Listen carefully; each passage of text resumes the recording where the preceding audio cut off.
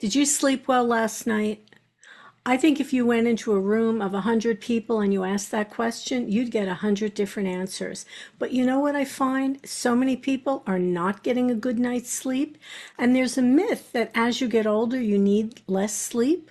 Well, you might need a little less, but you still need to sleep if you want to be on top of things for the next day. So if you're not sleeping well, or you just need to know a little bit about how do I get to sleep and how do I have a good night's sleep, this is the this is the video for you. So if you want to know more, just stay tuned.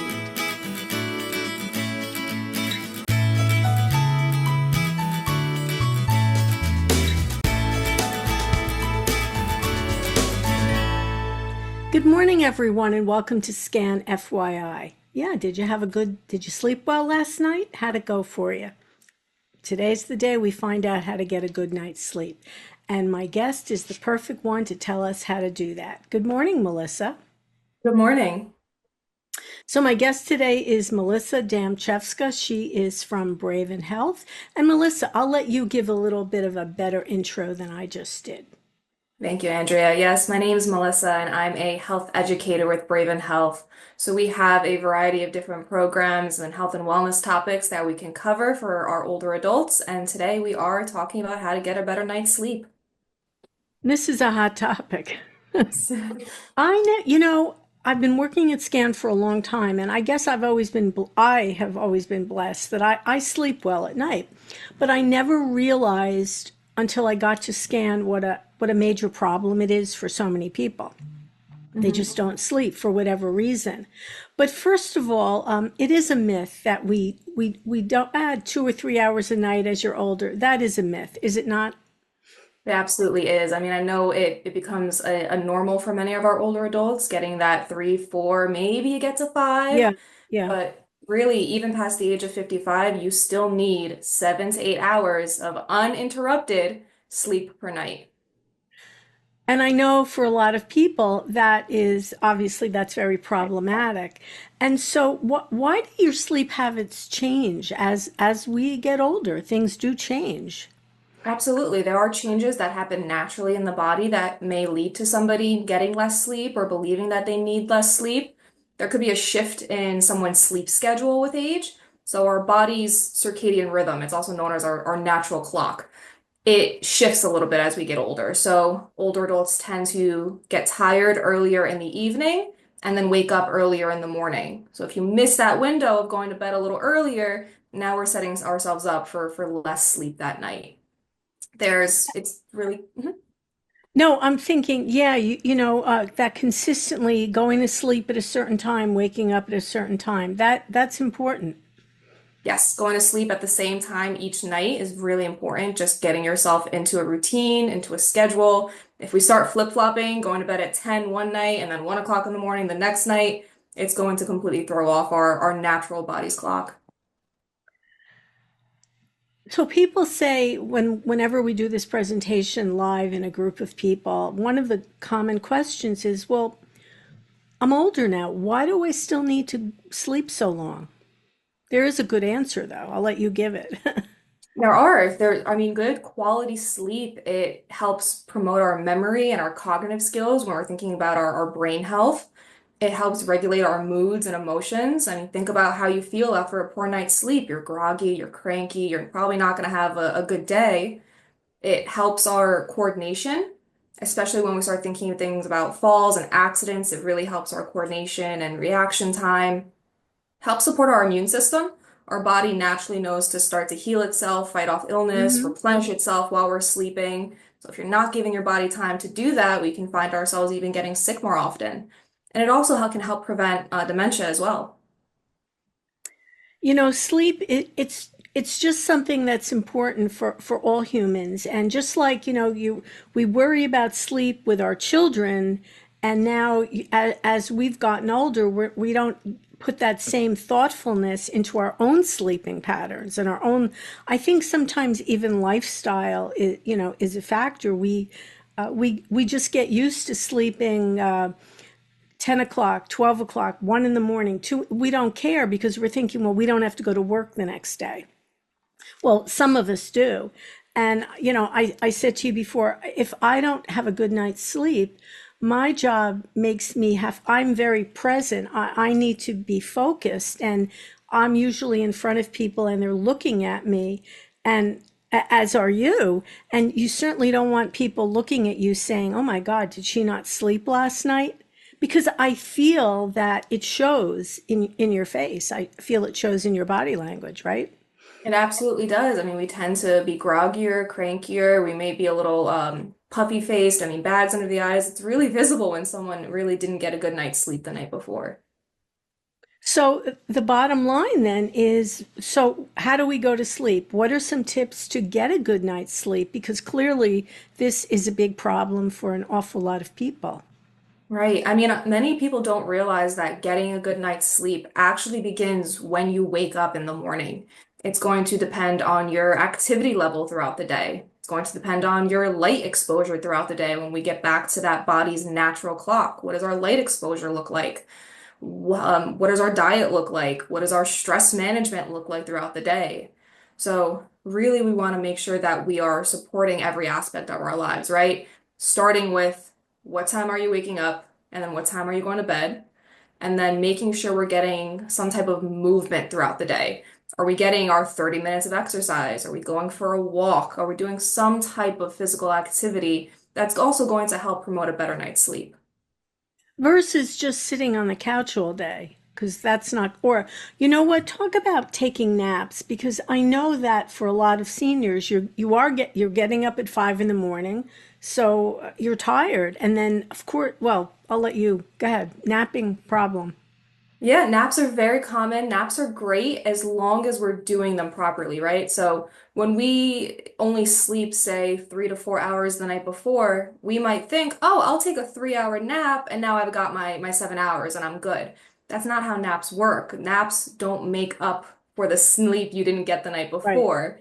So when we want to take a nap and we feel like we're getting tired in the middle of the day, naps are wonderful as long as we keep them between 10 and 30 minutes. After about 30 minutes, the body starts falling into a deeper cycle of sleep. And that's when we may wake up in the middle of a sleep cycle and we're groggy, we're disoriented, we're even more tired than we were when we went down for that nap. So really we want to use the phrase cat nap here, really 10 to 30 minutes. So if you're napping for like a 3 hour stretch, okay, that's not a nap anymore. You just went to Exactly. sleep. Exactly. Yeah. And I do think that for some people that is the problem. Especially in the evening, you sit down, you're watching TV, you conk out, and maybe you wake up and it's midnight and you've been sleeping for 3 or 4 hours. That's not a Mhm. nap. Yeah. Yeah, Yeah. and I know sometimes it's even hard to control that, right? Because you're sitting in an armchair, you're comfortable, you fall asleep watching TV. So it's understanding, can you structure your day a little bit? Can you see, okay, I get tired around 2 p.m. So I'm gonna lay down for about 20 minutes. So when you get to the end of the day, you're not sleeping for that 4 hour stretch of time in front of the TV. Yeah. Remember, 4 hours, not a nap. That's you went to bed. So, what about for a lot of people that they don't really have what I would call their nighttime routine? Like with little kids, parents, oh, you have a routine for your kids to go to sleep. You don't just say, all right, good night. Read a book, brush your teeth, do whatever. So, what about for adults? That routine is still necessary, even into adult and older adulthood. I mean, the body still needs to understand that it's time to wind down at a certain time. So it's really making sure you have a wind down routine at night. And that can even start of when you eat dinner. We want to make sure that we're not eating dinner very close to bedtime because Right. now the body's wasting energy with digestion and we might wake up with a stomachache the next morning. So eating dinner at least 4 hours before bedtime to give the body time to digest. And then having some type of wind down routine. What do you do to relax yourself at night? So when you lay your head down, you're able to fall asleep. And I feel strongly too, your bedroom should be a comfortable place. And if you get into bed and you immediately turn on the TV, I'm just going to say, I know that people say, well, I'm listening to the news almost 24/7. And I'm thinking, well, no wonder you're not sleeping. Turn off the TV, right? Yes, especially if we're watching something that's a little more stimulating or stressful, like an The intense TV news. show or the news, exactly. We are stimulating the brain. We're not telling the brain it's time to relax. Now we're stimulated, and when we might have some increase in stress levels. And it's common. I mean, older adults tell me all the time, I have to fall asleep to the TV. So my suggestion is, what else can you fall asleep to? If you're somebody that needs that background noise, can you do some gentle music? Can you do a podcast? Can you do some type of meditation? Just switch the sound so it's not the TV, but it's another sound. Because also, when we think about electronics, like our phones, our TVs, our tablets, if we're using those devices before bed, that light that's coming off that device is telling the brain it's time to wake up, not that it's time to go to sleep. And some seniors, we know they tell us that they get into bed at night, they're relaxing, but they bring their laptop or their tablet, and now they're scrolling and they're reading that way. And that's not like a traditional book. I feel like it's so much more stimulating to your brain with all the lights and whatnot. Actually, just what you said. So definitely keep those electronic devices out of the bedroom. You don't need that. Turn off the TV, put down your laptop, put down and also, I'm sure you've heard this too. People have problems with the LED lights on the clocks. Yeah, so sometimes I've heard people taking strips of electrical tape. We want to make sure our bedroom is as dark and cool as possible. That's really going to biologically signal to the body that it's time to sleep. So I've seen people put like electrical tape over the lights, or really one of the best things you can do is get an eye mask, one of those simple little eye masks, cover your eyes, and it'll block out any of the light in your bedroom. And if you need to get up in the night for whatever reason, which I understand is also really common, you can safely remove that eye mask and get up and go where you need to go. So if you are getting up in the night, and I have to throw something in about fall prevention, one of the problems we hear about this all the time is you throw something on the floor, your shoes are on the floor, a book is on the floor, and you don't see it because you don't have a night light. So Mhm. I think it's very important to always have a night light, whether it's in the bedroom, in the bathroom, in the hallway. That's just a Absolutely. little, you want to, because if you do get up in the night, or early in the morning and it's dark, you want to be safe, right? That's just a little Absolutely. fall prevention tip. Yes, we want to make sure the space is as clutter-free as possible because having a clean space is also going to help relax your mind. But now, if you have to get up to use the bathroom or anything in the night, you have a clear, safe way out of your bedroom. And I think it's important, we mentioned this earlier, I'm going to say it again, to keep a regular sleep schedule. If you get up at, 7 days a week, every day as close as possible, get up at the same time, go to bed the same time, just to get your body in that routine. So it's not, every so often we're out late or something happens, I know that, but for the most part, you should really keep a very regular sleep wake schedule. Absolutely.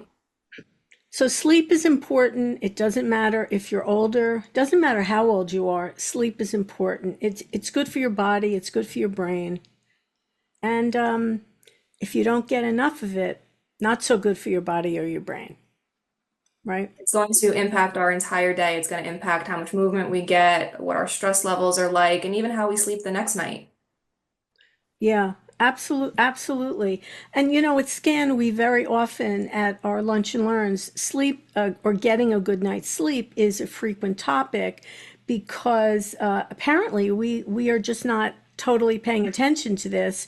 We have to be told over and over again about getting a good night's sleep. So guys, pay attention here. Sleep, sleep, sleep. Well, Melissa, thank you very much for sharing your info. I will put Melissa's from Braven Health, one of our very valued sponsors at SCAN. I'll put all her contact info in the show notes if anyone wants to reach out to her. And any last words of wisdom? And make sure you're keeping that routine and also turn that clock away from you. I think that's Yeah, something we need to discuss because sometimes we get stressed out and we're staring at that clock and we're actually watching the hours go that's by. true. If you need to get up, set an alarm, look, turn that clock away from you in the night. That's right. And, even if you set the alarm, you're still going to hear it. You don't have to see it. It's still going to go off. No worries about that. Melissa, thanks for being my guest. Thank you very much for having me. Remember out there, if it's important to you, it's important to us. I'm Andrea Tarr, and we'll see you next time on Scan FYI. Bye, everyone, and bye, Melissa.